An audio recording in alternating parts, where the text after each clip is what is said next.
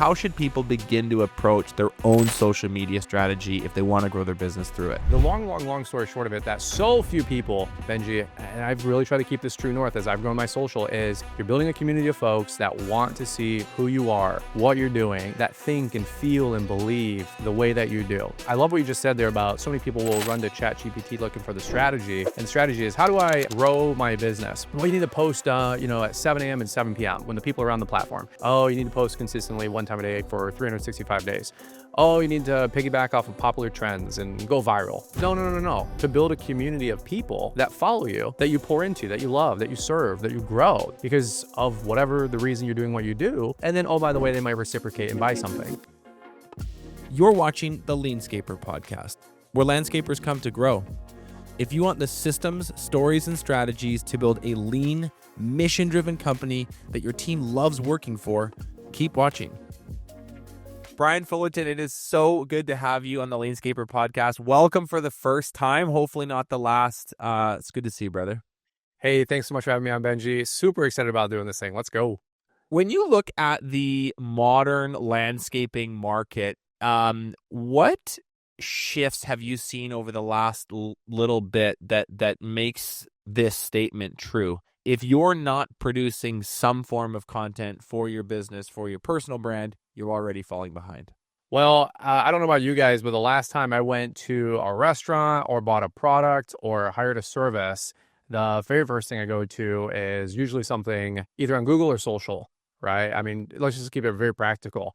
If you have a restaurant you're going to, whether it's Yelp or some other food review website or even Google, you're looking at all the reviews, the photos, the menu, right, before you ever go to that place. Same thing if you're hiring somebody to put in a new fence for your backyard. I don't know about you guys, but same thing. After I check all those Google reviews out, the next thing I'm going to their website and hopefully their social media, because if I've seen a post in the last couple of weeks, or even the last month or two, I'm a little bit more forgiving, then I think that company's active, they're around, they're putting in good work. And there's somebody that might be a company that I can hire or a restaurant I can go to or a product I can order. But I don't know about you. For me, right or wrong, if I go to their social media, their website, and things don't look like they've been updated, or I go to their Instagram and it hasn't had an updated photo in, under a year, I'm almost genuinely thinking, like, is this company still around? And so, look, the bottom line is that everybody makes decisions these days based off of those reviews, the web impression that you have for your website, of course, your social media. And also, on the flip side, the more active somebody is with that kind of stuff, the more I know they're engaged, they're hungry to grow. Like, there's a reason they're putting out content, and that's because they want new business.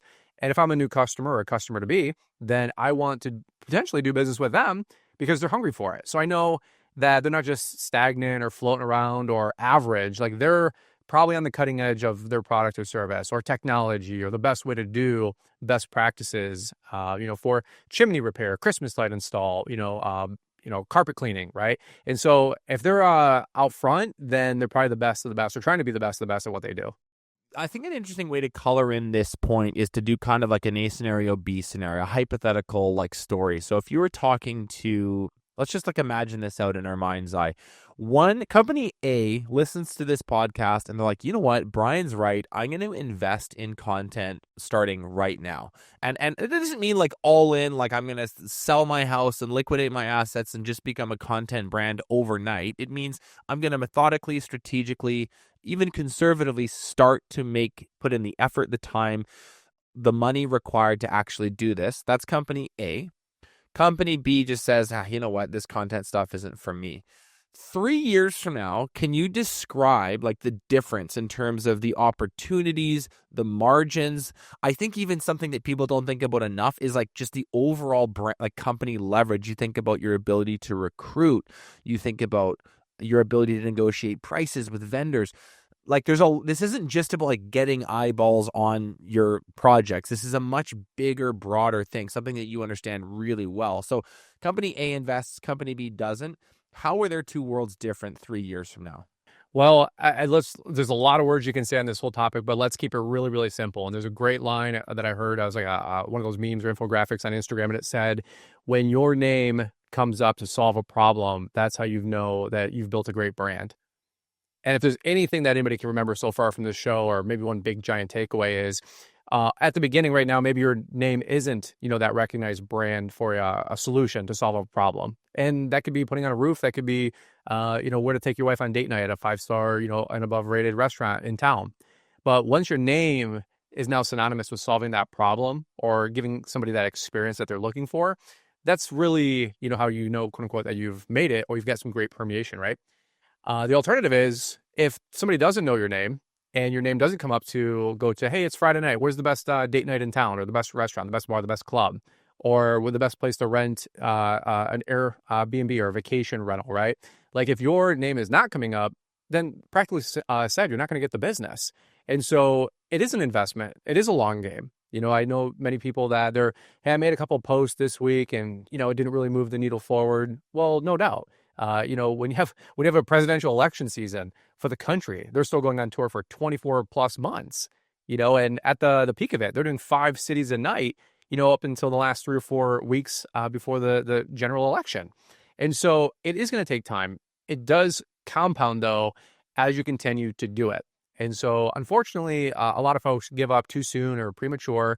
And then it's almost like, I don't know, I'm a very practical person. Then you start asking the questions like, why did we even bother? Why did we even make the investment into the camera gear, the video time, the getting the page ready to go, or the studio builds and all this kind of stuff?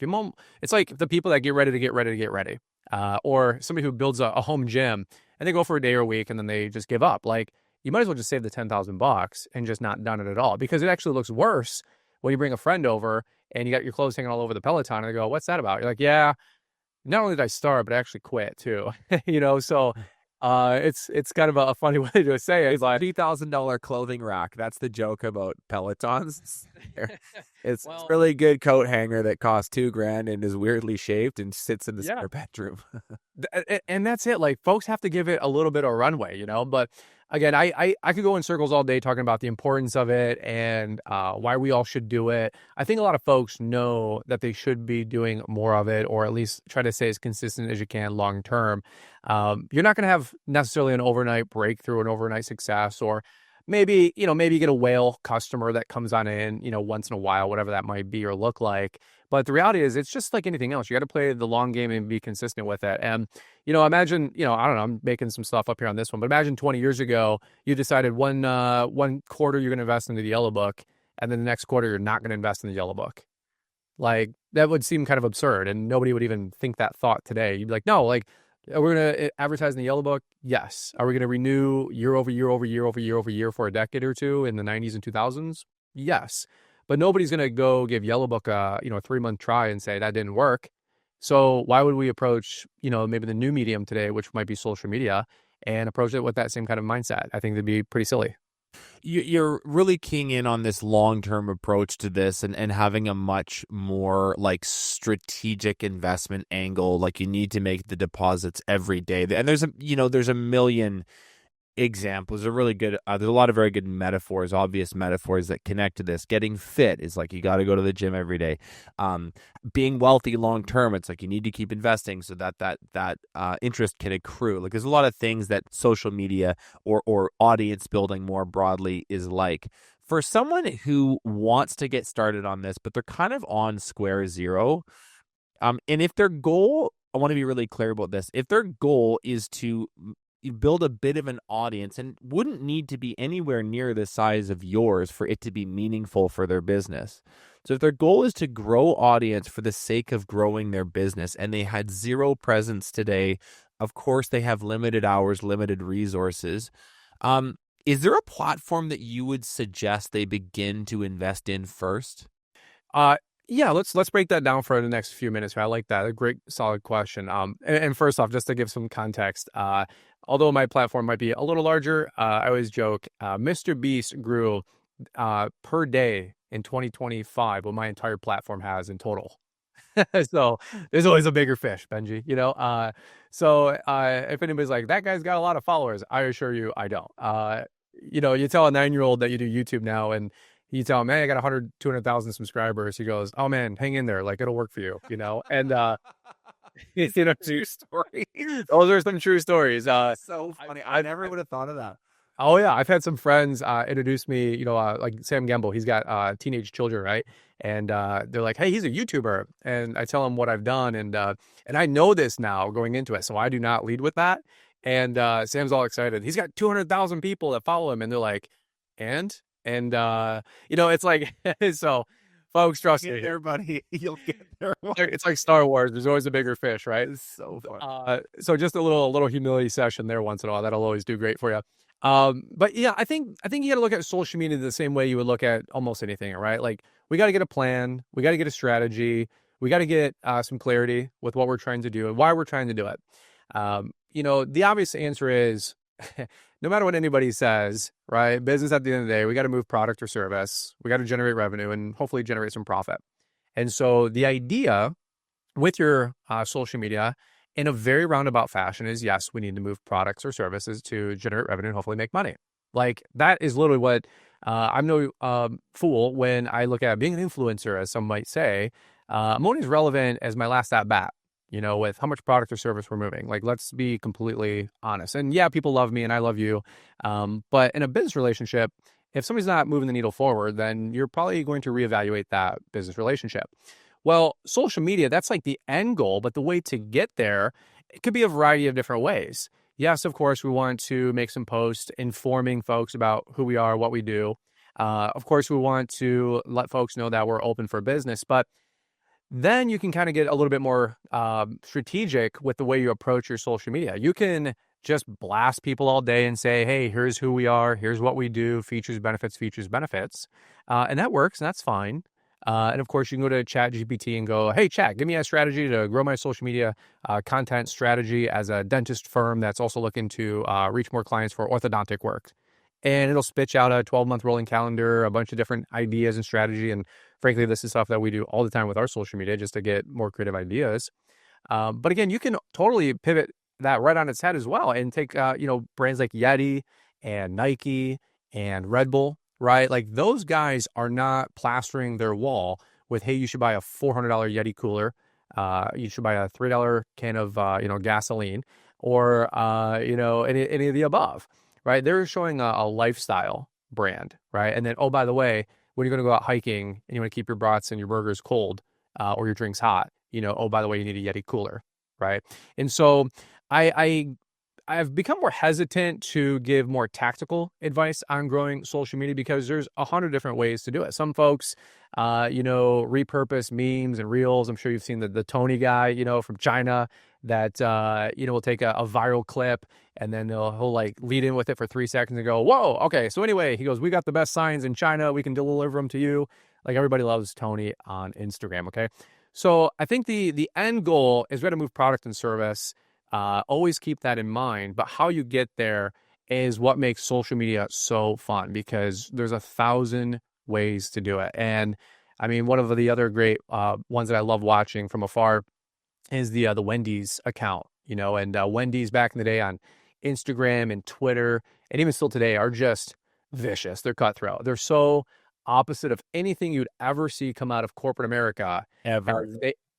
Ever. If you haven't seen it before, I invite you to go check out. They're like Dunking on other brands in the comments. They're just slamming people. I mean, it's pretty hilarious. They often get Wendy's for those of you that know what we're talking about, it's because you've probably seen screen grabs of their actual Twitter replies and then they go viral on social media because people can't believe a burger chain company would go and say this in the comments. It's legal in HR is just like, those folks don't sleep. And but Slim Jim does that. A couple of the other like snack food brands does that. But that's their strategy. That's their approach. And so to just go back to the top and to take it full circle, we got to move product and service and sell, right? Like at the end of the day. But how you do that, it's really going to be up to you.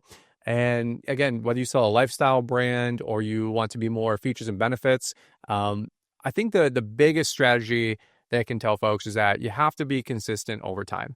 And we've all heard it, we've all said it, but Benji gave a great investment idea, right? Like we got dollar cost averaging, whether the market's up or down low, you keep putting in $100 a day or $100 a month, whatever you do. So that's the biggest thing with social media is just being more consistent with it over time. Do you have any advice for people? And I know you say I'm reluctant to get too tactical because there's so many different ways to do it. So I'm not gonna, and I get that. Sometimes it's hard when people like me on a podcast are like, "What are the exact 6 steps for success on social media?" It's like that's not a reasonable question to ask, but because there's so many factors and it's dynamic and there's some luck involved and like so it's I find sometimes when I get asked those questions I've really as a content creator I've actually like learned because people have started to ask me stuff like that and I'm like God I do that to other people and it's impossible to ask these questions, so I'm not going to ask you that, but I would ask you more broadly how people might approach a social media strategy for their own business. Okay, so I'm a landscaper and I want to sell more landscape projects. I want to sell more landscape services. I want to be more known in my area. Um, how would you coach them to start thinking about building a strategy that works for them? What should they be looking at like internally? In other words, what personalities and characters and storylines do we have inside the building? What resources do we have available? How much time, how much money do I have to invest in this? What kind of outcomes am I looking for specifically? Is this like a lead generator? Is this like a brand affinity and like recognizability thing? Can you just maybe touch high level at how you would coach someone to start to navigate their way to a strategy that works for them? Because what I want people to avoid doing is going to GPT and saying, write me a strategy to grow my social media. It's not going to work. It doesn't know you. It doesn't have business context. It doesn't know your buyers. So don't do that. You need to this sounds a little kind of like a cheesy line, but it is a bit of a journey of self-discovery. You got to try stuff. It doesn't work. Try some new stuff. That works a bit better. So I'm being long-winded, but you get the question. How should people begin to approach their own social media strategy if they want to grow their business through it? Yeah, I'll give you a really simple distillation of how I look at it. And right or wrong, left or right, this is just the world as Brian Fullerton sees it. All that strategy, all that tactical conversation, right, is fine, but that's not like the real starting question as I see it. Why are we even trying to engage in social media? Like, why are we trying to build something here? Like, what are followers? What are all these subscribers, right? Like, you got to think, like, the answer is always in front of us, right? One of those deals, but sometimes we're just so stuck in the woods you can't see the forest, right? One of those deals. The long story short of it, that so few people, Benji, and I've really tried to keep this true north as I've grown my social, is you're building a community of folks. You're building a community of folks that want to see who you are, what you're doing, that think and feel and believe the way that you do. And I love what you just said there about so many people will run to ChatGPT looking for the strategy. And the strategy is how do I grow my business? Well, you need to post, at 7 a.m. and 7 p.m. when the people are on the platform. Oh, you need to post one time a day. Oh, you need to post consistently one time a day for 365 days. Oh, you need to piggyback off of popular trends and go viral. Sure, like that might be helpful to get you to your goal, but the goal is to then do what? Like, why do you want to go viral? Like, why do you want to be consistent? What's the approach of trying to reach somebody at 7 a.m. and 7 p.m.? Oh, like to sell them stuff? No, no, no, no. To build a community of people that follow you, that you pour into, that you love, that you serve, that you grow, that they want to follow you because of whatever the reason you're doing what you do. And then, oh, by the way, they might reciprocate and buy something, right? Like, think about like the watch community, or think about people who LARP and role play and go to Comic-Con. Like, they're a little bit different, choice of life and choice of path of what they're doing compared to maybe what I'm doing. But those folks, you're like, how can you get 10,000 people, 30,000 people, 100,000 people to storm a major city to go dress up as superhero, comic people, anime folks, furry people, all this kind of stuff? Well, they've found a community of people that think and believe like they do. In fact, like Apple, like where do you get such a cult following of people to buy a product that's 30 to 50% more money for arguably 30 to 50% less tech specs, aka Apple? And by the way, I'm an Apple fanboy. Well, when you have Apple's logo and their slogan is think different, right? Like those followers believe that they're lining up at New York Times Square to the Apple store, right, to get the latest iPhone at 12 o'clock at night or 6 a.m. because they want to like feel and believe that they're part of something different. And so before you get all tactical and strategy wise about like how to grow, you got to realize you're building a community of people. And that's something that as I've done this for 9, almost 10 years in March, I don't think people truly understand like the work that it takes to build a larger platform. Oh, I can only imagine, Brian. I bet people think it like grows on trees and you make a couple cute posts and then you go viral. I I can only imagine people have no idea how the sausage gets made. I truly don't think anybody has a clue. And I totally say that from like the most utter, like humble approach. But I'm telling you, what folks don't see is my Instagram DM history, where I've answered 100 DMs a day, every day for freaking 8 years. I have met and not only met, talked to, answered hundreds, if not literally hundreds of thousands of questions.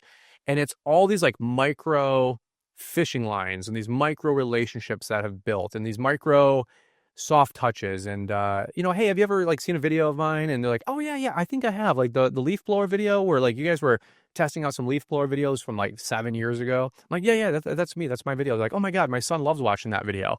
Like, we're talking about millions and millions and millions of tiny little cross-threaded relationships in like a neural network, right? And folks just think, oh, I gotta go viral.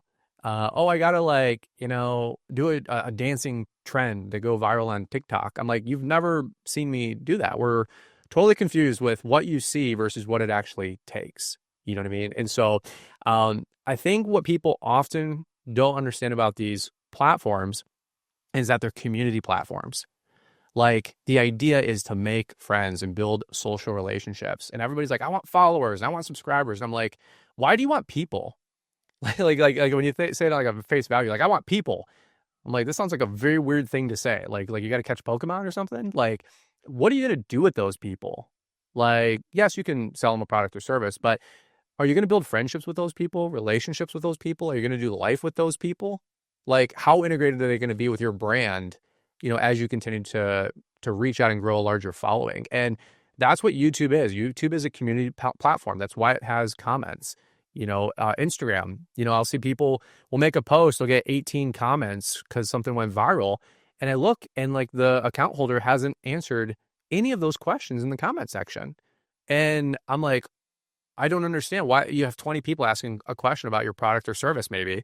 And the account holder has never answered a single question back. They're just posting ghosts. And I'm like, why aren't you engaging with those folks? Like, wasn't that the point of making the post? Or is it vanity metrics about telling your friend at a dinner party that you have 2,000 followers on Instagram? I just get confused at the end goal sometimes. I had a drink with a gentleman at Equip the other day. These big like trade shows, there's lots of happy hours and dinners and lots of social time with these things. And I was having a cocktail with a guy, and he was asking me, and sort of like he was showing me this account that he'd built, and he was making, I can't remember, he's a manufacturer of some sort, but he'd invested pretty heavily in social. And I was like, he was making cool stuff. There was cool videos, and he had a pretty good following. And he's like, how do I get more views on these? And I was just like, well, what, like, this is really simple, right, Brian? I was like, well, what are you trying to do with them? The views. And he had to take a step back and think about it. Like, he was like, it was like, so this is someone who'd spent, judging by his follower count and sort of how polished the content look, I can imagine he's probably spent, I don't know, between $40,000 and $100,000 on this channel, getting it to where it is now. And he still hadn't answered the question of like, what am I trying to do with these followers? And it goes to the point that you're making, which is, I think that people, if you're a LeanScaper listening to this, you really need to answer that question for yourself. And Brian's already helped you quite far along the path. I'm trying to build a community of folks so that I can do what? And that could be different depending on your business strategy. I think a simple answer is like, so that I can sell them landscaping services. And I actually think it's really healthy to be very clear about that. Don't be, I think people pussyfoot around the point a lot of the time. Like, we build a podcast, like, let me be clear, so that we can help them enough that when they want to buy software, they go to LeanScaper. That's the point, right? Like, and so is there a ton of help? Like, people I think are not, they're reluctant to admit that because it sounds capitalistic, or it sounds greedy, or it sounds like they have nefarious aims. That's not it at all.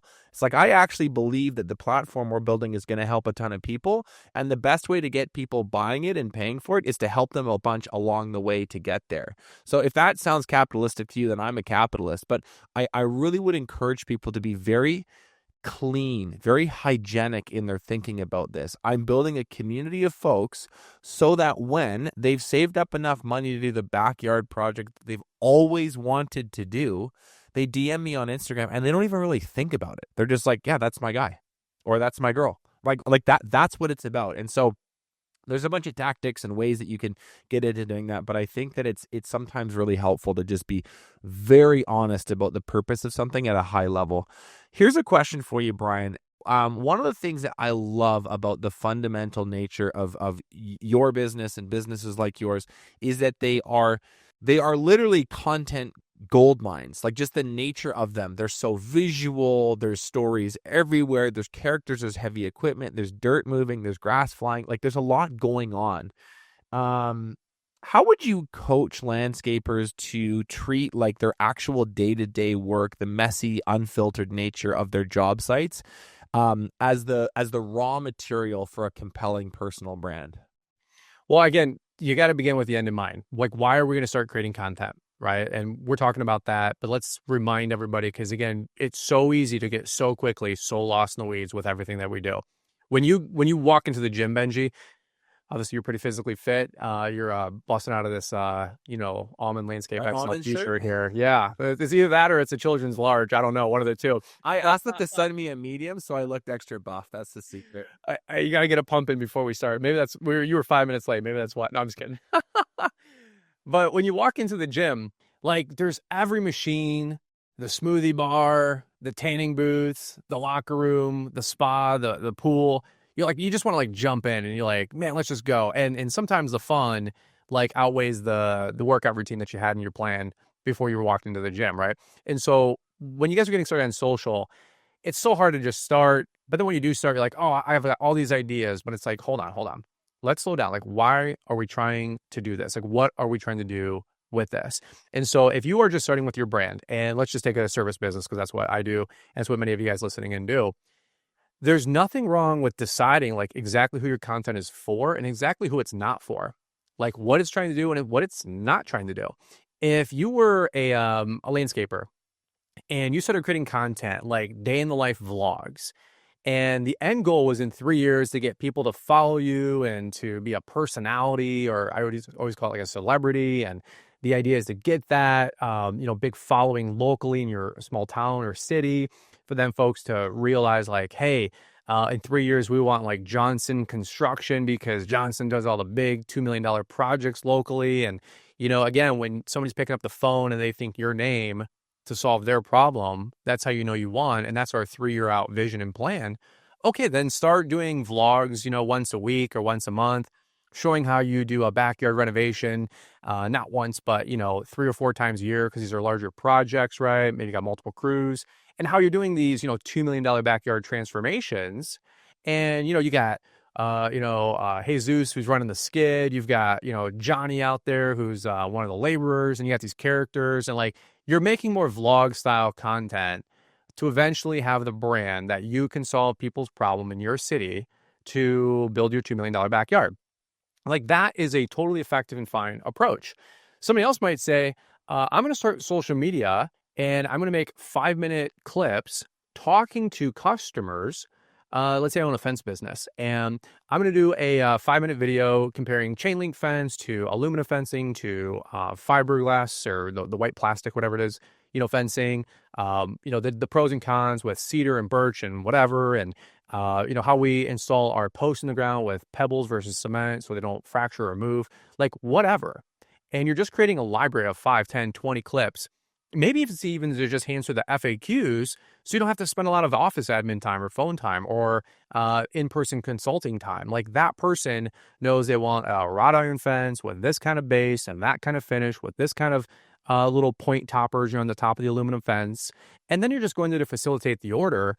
And what used to be a 2-hour consultation is now a 20-minute just order take. Like, that's fine too. So maybe you're just building a library of content to help people understand and educate them about the fence buying process, right? But like, if the vlogging guy decided to one day just start making this like abstract, here's a difference of, material kind of videos, it might facilitate and help the broader message. It might hurt or hinder. And so that, like, you have to be super narrow in who your ICP is. I know we talk a lot about business for getting customers, but it's no different about building a social media following, and, as your company continues to grow, you might find some people that are also entrepreneurs and they want to watch your content, and you find some fans or followers in that way. But if, like, pick, Casey Neistat was doing daily vlogs, and then all of a sudden Casey Neistat started doing like car review videos exclusively, I'd be like, yeah, like I kind of watched Casey Neistat back in the day on YouTube because he like did ridiculous tech reviews and like would hang out of a helicopter, and he had just an infinite budget with the brands he got to work with to show the new tech. But if he started to do like car reviews on like, minivans, I'd be like, what the hell is this? Now, if he told me, hey, I've got 10 million people, Kia's done the math, they're gonna get 1 million views on this video if I just hit publish in 24 hours, and they gave me $300,000, and he said, hey guys, sponsor alert, totally different video today. Kia just wanted to get out in front of you guys. I don't think the viewer would care. I don't think anybody would care. They'd be like, okay, he's getting paid off, $300,000 to do a 10-minute review video on the Kia minivan, and he's just got a big mouth and a big platform. Sure. Like, that's fine too.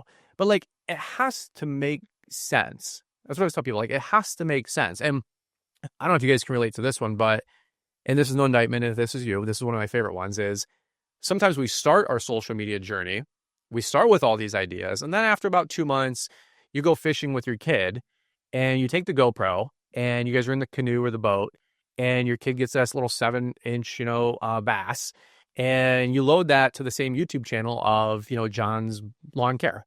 And you got like mowing video, trying to teach your customers how to fishing video. And I'm like, you just destroyed 3 months of effort or 3 videos of effort by showing your son's fishing video. Now, trust me, I would love to watch your son's fishing video with you. I'm sure it's an awesome video.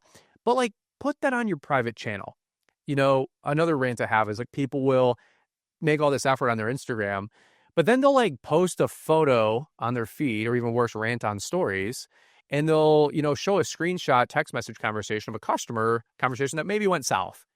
And they blast on Facebook and they say, for all of you people that don't understand how hard it is to run a blue collar business and to be profitable and the overhead that I have, and this customer was in the wrong, and you like decide to blast them on Facebook.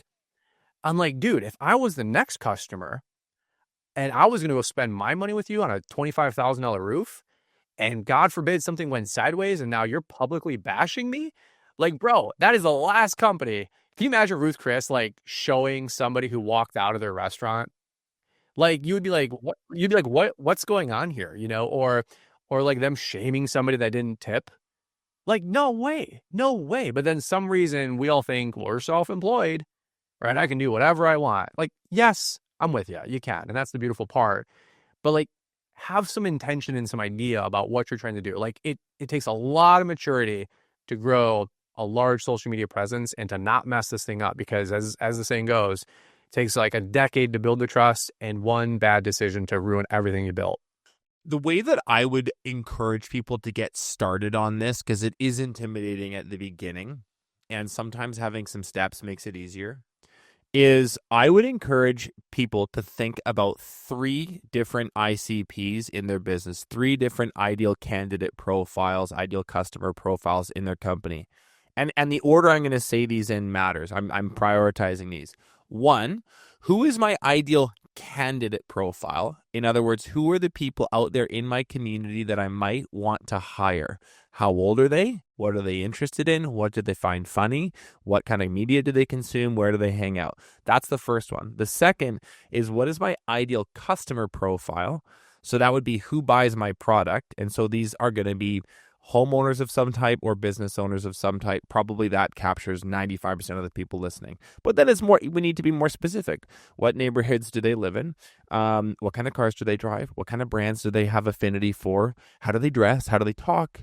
You can get very, very sophisticated with this and look at religious backgrounds and political leanings. I mean, people, big brands take this very, very seriously in terms of how well they understand, but you don't need to go that far. I'm trying to give you a bit of a roadmap here. So it's ideal recruits, it's ideal customers. And then the third that I don't think people think about are, what are your ideal partner profiles? Who are the people in your your community that you'd want to partner with? So that might be landscape architects. It might be other contractors like home builders. It might be designers. It might be realtors. Those are the three buckets. And then you want to think about, what are the questions that those three types of people are often asking about businesses like mine. And at first, like, well, they're not really, like, homeowners aren't really asking about like landscaping details. It's like, yeah, they are. If they're thinking about getting a landscaping project done, they absolutely are. And so then what you want to do is bolt on, what are the FAQs that those three person types have? And if you're talking about the ideal customer profile, guess what? Go talk to your sales team and ask them, what questions do you get all the time? They'll have 5 or 6 that you can get started with. And then you go to the recruitment like type, and it's, what kind of questions do we get from people when they're in interviews? Okay, there's probably a list there. And then it's like, hey, what kind of questions or what kind of objections do contractors, home builders often have when I try to pitch them on me doing work with them? So there's your third list. If you go and you start answering those questions literally on a walking selfie style video, and you start with that, that is your first 25 posts. And along the way, you're going to start to see what gets engaged with. You're going to start to have fun with it. The creative juices will start to flow. And I promise, somewhere between 2 and 3 months of activity on this, if you're committed, a much like bolder and clearer strategy for how to do this at scale will become very, very clear to you. But if you're struggling on where to begin, I think that's a really useful place to start. Who are your ideal potential hires? Who are your ideal potential buyers? And who are your ideal potential partners? And start to think about the content that would be helpful for them. Benji, that's fantastic advice. And actually, my page, both on the Instagram, on the photos and our reels, the first one is a 60-second video about who is Brian's Law Maintenance, right? Like you just said, telling our story. So people know if they discover my page, whether I'm doing B2B, as I call it, like business to business owner, like lawn bro to lawn bro, or if you're doing B2C, business to customer, like end user customer that's buying your product or service, that even though I talk almost exclusively business to business, lawn bro to lawn bro, my 3 saved pins in my save 3 posts on my platform right now is, number 1, who is Brian's Law Maintenance? Yes, that's for my customers, but also for people that follow, lawn bro to lawn bro. But then number 2 is our lawn care video, saying, hey, we're a firm over here in the Wixom, Novi, New Hudson, Brighton, Michigan area. We do everything from landscaping, lawn care maintenance for commercial properties. We've got the bench strength. We've got the predictability, the reliability, the professionalism that you're desiring as you're looking to look for a new provider to take care of your commercial site. XYZ PDQ, like you just said. We put that video together. On the back end, we went through ChatGPT and said, hey, here's our ICP. Give me all their pain points, their concerns, what they're excited about, their pain points, how they're making a decision, how they're going to choose us. Make that into a 59-second script. We got our videographer. We shot out front in front of one of our commercial sites. Boom, boom, boom, boom, boom. Now, if somebody who is running a business down a tech park goes to our website or goes to our social media page, yeah, they're going to see like the rest of our feed, which is like more of us like day to day, but they're going to say, okay, who is Brian's Law Maintenance? Check. We know understand that guy in 59 seconds or less. Number 2, he does landscaping services. That's what we're looking for. Looks like he's got the nice trucks, the nice guys. Everybody's in uniform. Seems like he's trying, right? Like that's our guy. And then our third saved pin is our snow version of the exact same video. We're 24/7, reliable. You get site monitoring, site mapping, flexible invoice payments. We got a pricing program for everybody, right? Like, we know our ICP, but you know what I'm saying? And so I love what you talked about. That is such a rich conversation. Like that is a very great way to start and to get the baseline feed populated and save those couple of pins and posts both on photos and reels. And remember, you got to tell people like who you are, why should they care? Why should they care fast? Right. And I think that's whether you're talking to customers or you're talking to your peers and your bros and gals in your industry, like if you're just doing a B2B page, if you will, like that's fine. But just make sure you know who you're talking to. Like don't, just like the fishing story video about your YouTube channel, again, make sure your feed is hyper directed towards one or the other. Where it gets gnarly is when you start flipping and switching your messaging about who you're actually talking to, right? I love what you said there. And there's a lot of strategy behind that. There's also like different posts have different goals, right? Like you might show, like I just the other day shared a photo. It was a carousel, it was like 8 photo dump. Six or seven good photos of us doing some fall cleanups. Yes, talking to other lawn customers and clients to be, if they ever discovered that, they'd say, hey, these guys do a great job at fall cleanup. But also to my lawn bros out there, like, hey, like we're doing cleanups, we're using X mark mowers, an ultra cut leaf vacuum, a Billy Goat debris loader. So a little plug for the brands, because that's what I do, is talk a lot about the products and brands and our sponsors. But what I also did at the end, and this is a strategy, like it's not disingenuous or whatever you want to call it, because it's not a strategy to like be more honest or to be more real. I think that's when you get in trouble, is when you try to fake those kind of feelings or emotions that you're trying to elicit out of people. But what I shared is, hey, we smashed our leaf loader tube because we pinched it on a truck while turning. And we also destroyed a fence. Our mower caught a slick, mud area, and just did a quick jackknife, and the leaf bagger kicked out and took down an old wooden fence. Well, I wanted to show, yes, the highlight reel, like we're kicking ass, but also that we're real people and we make mistakes too. And once in a while, once a month, I try to keep a little bit of a cadence to show the wins, but also like the losses. We're real people. Like we're on this journey growing a business. That's what I'm documenting publicly. And for everybody out there who had a flat tire, or somebody smashed a taillight, or a customer chewed them out, like, dude, that is contracting 101. Like that stuff happens whether you like it or not. No matter how good you are, you're going to make some people upset or frustrated, or somebody's going to do a boneheaded thing. It's just real life. It doesn't matter how good you are, that stuff happens. And so as I'm showing my journey and documenting who I am to build a community of other folks that think and believe the same way that I do, they feel like they're not isolated out there when they smashed a fence last week because they slid down a wet hill into an aluminum fence and caused $2,000 worth of damage. Like that stuff happens. Now, I think if you try to make posts or comments like that and play the overly humble card or the completely insincere approach, I think that's where we can spot somebody's pretty fake pretty quick, right? And so nobody likes that. I don't like that. I don't like to be pandered to, if you will. When you see a political figure get on stage and go, I know exactly what it's like to live on food stamps and bridge cards, and then it's like, bro, no, you don't. Like, you've never been broke. My wife watched the Beckham people, David Beckham and his wife, and she was like on this documentary and saying like, yeah, look, we lived in the slums of the United Kingdom, and David Beckham, like, this is on the video, like he comes out and he's like, what are you talking about? And she's like, well, like we grew up poor. He's like, what are you talking about? Like that stuff nobody likes, right? And so be genuine with your content. Don't overproduce it. Be real. I always say, if you don't create a web of lies, you never have to remember the lies that you told. Yeah. Right? Like, just be honest. Like, I have made wins. I have made mistakes. I've shown the upside. I've shown the downside as I've tried to grow a community, a tribe, a following of people. And sometimes people like forget, like Fullerton, like, why do you even do what you do? Nobody ever, personally, in my opinion, asks the best questions. Like, why are you doing what you're doing? And if anybody was to ask me, it's to show people that if I can change my stars, you can change your stars. Like, that's why I do all of this, is to encourage people that if I can do it, you can do it. And you need to see the success. You need to see the failures. You need to see the progress over 9 freaking years, not overnight, but 9 freaking years building a blue collar, lawn and landscaping and snow removal business.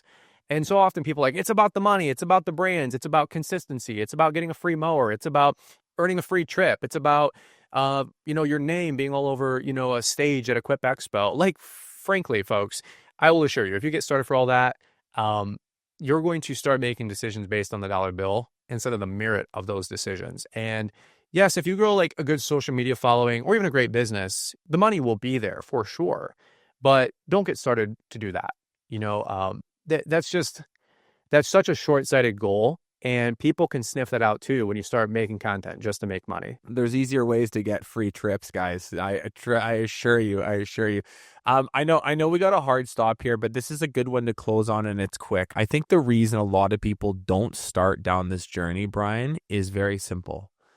They're scared of what their friends and their employees are going to say when they make their first dorky Instagram reel or their first corny story that doesn't get any likes and doesn't get any comments. You are a super confident guy, and you've spent a lot of years doing this now.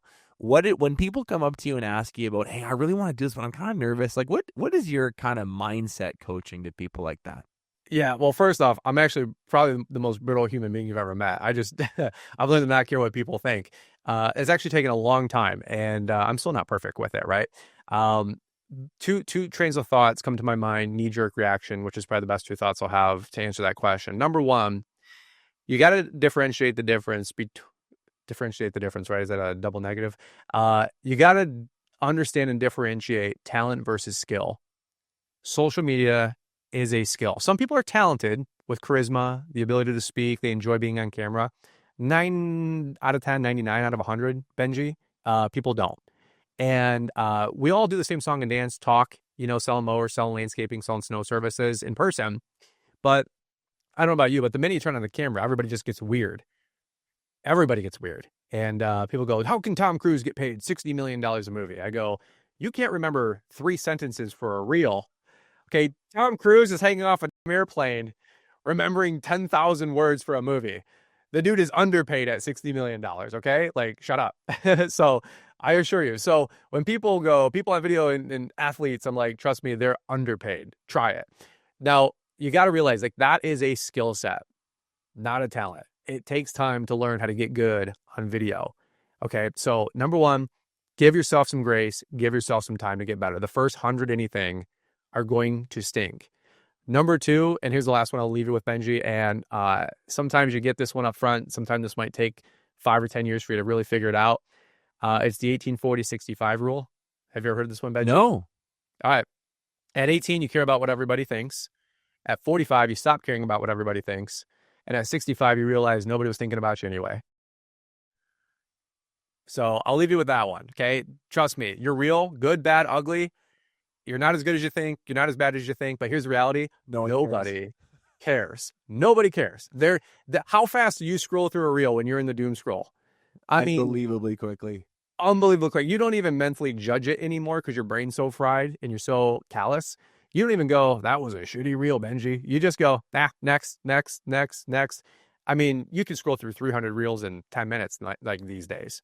So don't overthink it. Don't overcare, because I promise you, unfortunately, nobody else is. Brian, it's so well said, and it's such a good place to close. And I'll share this with you. When now we get to get up on these pretty big stages now, and they're getting bigger. Like we'll have 1,000-person events next year for LeanScapering. Do you know what I say to myself every single morning before a big event, before one starts? I go, nobody's gonna remember any of this to me, Ray. That's it, and it's the most liberating thing ever. Dude, this has been awesome. Such a good roadmap. We love and appreciate everything you do for the industry. Obviously super mission aligned, both of us. Thank you for the time today. Can't wait for people to listen to it. We'll see you in person again soon. Hey, Benji, love you, brother. Appreciate you. Thank you for everything that you're doing as well, man. And right back at you. We'll run it back. We'll do a part 2. Maybe we'll get a little bit more tactical and granular on the next one. But just take this thought process home for you guys, especially as you look to grow your social this fall and winter. So God bless you guys. Thank you.